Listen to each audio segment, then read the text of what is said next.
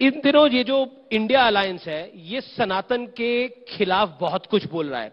मेरे पास बड़े सारे बयान हैं, मैं सब आपको पढ़ के सुना सकता हूं, लेकिन ऐसा नहीं है कि ये कहीं तमिलनाडु में बोला जा रहा है या कर्नाटक में प्रियांक खड़गे बोल रहे हैं या फिर स्टालिन के बेटे बोल रहे हैं। ये कश्मीर से लेकर कन्याकुमारी तक है।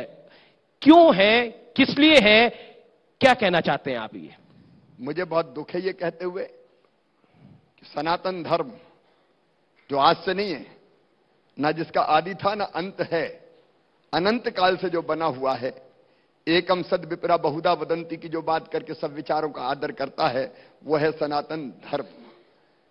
धर्म की जय हो, अधर्म का नाश हो, मतलब अच्छी चीजों की जय हो और बुराइयों का नाश हो, यह है सनातन धर्म।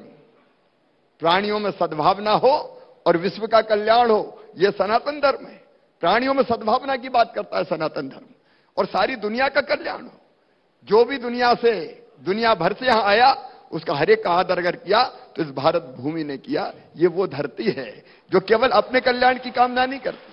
सर्वे भवन्तु सुखिनः सर्वे सन्तु निरामया सर्वे भद्राणि पश्यन्तु मां कश्चित् दुख भाग भवेद। जो मंगल कामना जिसके ऋषि करते हैं हजारों साल पहले से, सब सुखी हो, सब निरोग हो, सबका मंगल हो, सबका कल्याण हो, वो सनातन। आज उसको गालियां दी जा रही है, डेंगू और मलेरिया से तुलना की जा रही है। ये सनातन धर्म खत्म कर देना चाहिए। इस तरह की बातें की जा रही है, लेकिन मैं ऐसे लोगों को कहना चाहता हूं, शक आए, हूण आए, कुषाण आए, मुगल आए, हर एक ने सनातन को खत्म करने की कोशिश की। ये समाप्त हो गए, लेकिन सनातन कभी समाप्त नहीं हुआ और न कभी समाप्त होगा। लेकिन मुझे तकलीफ है, मैं मैडम सोनिया गांधी से जवाब चाहता हूं। सोनिया जी, जवाब देना चाहिए। क्या आप उदयनिधि के इस बयान से ताल्लुक रखती है? क्या वेणुगोपाल ने जो कहा है उससे आपका भी संबंध है? अलग अलग कांग्रेस के नेता जो सनातन को अपमानित कर रहे हैं, क्या आप भी उससे सहमत हैं? क्या राहुल गांधी इससे सहमत है?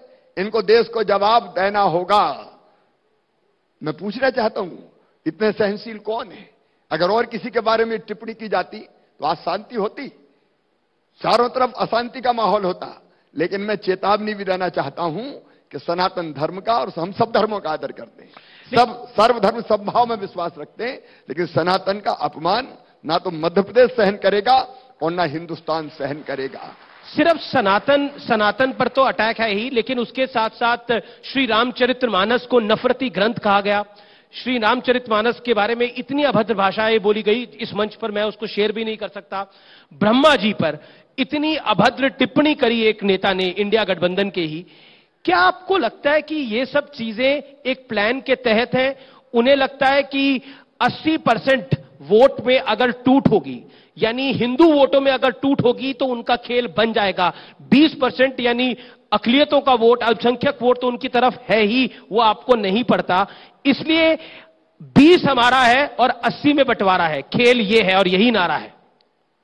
ये वो लोग हैं जो भारत भूमि से प्रेम नहीं करते। ये क्षुद्र स्वार्थी लोग अपने स्वार्थों में, वोट की राजनीति में, केवल अपना स्वार्थ पूरा करने के लिए भारत के टुकड़े टुकड़े करने पे आमदा है। ये वही विचार है जिसने भारत के 2 टुकड़े किए, पाकिस्तान बन गया, बाद में बांग्लादेश बन गया। ये ऐसे लोग हैं जो अपने स्वार्थों की खातिर भारत मां की बलि चढ़ाने को भी तैयार है। ये समाज के टुकड़े टुकड़े करना चाहते हैं, एक समाज को कई हिस्सों में बांटना चाहते हैं। ये अगड़े हैं, ये पिछड़े हैं, ये एससी हैं, ये एसटी है।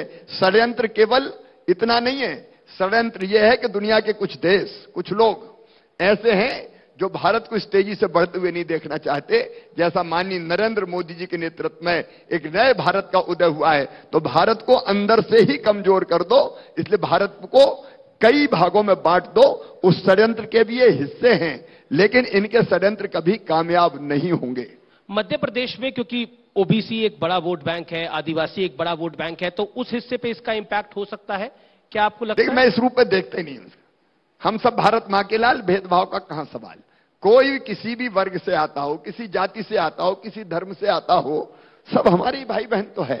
एक दूसरे में भेद कैसा, हम इस दृष्टि से, भेद की दृष्टि से नहीं देखते। पर इस स्ट्रैटेजी का उनको, मैं एक और स्टेट को कोट कर रहा हूं, कर्नाटक में फायदा मिला उसको इस रणनीति का, और बीजेपी बजरंग बली पे गई तो बीजेपी को उतना कंसोलिडेशन ऑफ द वोट नहीं मिला, मतलब वो वोट इकट्ठा नहीं हो पाया, यानी हिंदू वोट इकट्ठा नहीं हो पाया, लेकिन दूसरी तरफ का वोट इकट्ठा हो गया। तो क्या उल्टा भी हो सकता है? देखिए, चुनाव को हम इस नजरिए से नहीं देखते।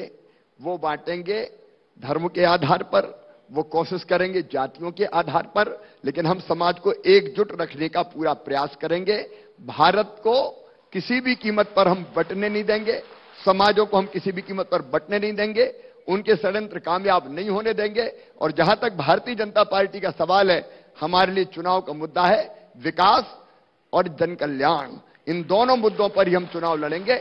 चुनाव के लिए और किसी चीज का हम इस्तेमाल नहीं करेंगे। जो अपशब्द कहे जा रहे हैं सनातन को और हिंदुत्व को, राहुल गांधी ने भी हिंदुत्व के खिलाफ काफी कुछ बोला है, हिंदुत्व के खिलाफ, क्या आपको लगता है उसका इंपैक्ट मध्य प्रदेश के चुनाव पर आएगा, पब्लिक के बीच में आएगा?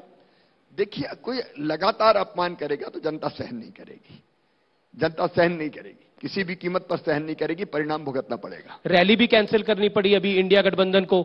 यहां लोग तैयारी कर रहे थे कि आ तो जाए सनातन का अपमान करने वाले। अब पता नहीं कहां से कमलनाथ जी को भनक लगी, तो इंडी गठबंधन की रैली होने के पहले ही खत्म हो गई और कमलनाथ जी ने घबरा कहा नहीं नहीं नहीं, कोई रैली नहीं है, जाओ दूसरी जगह करो।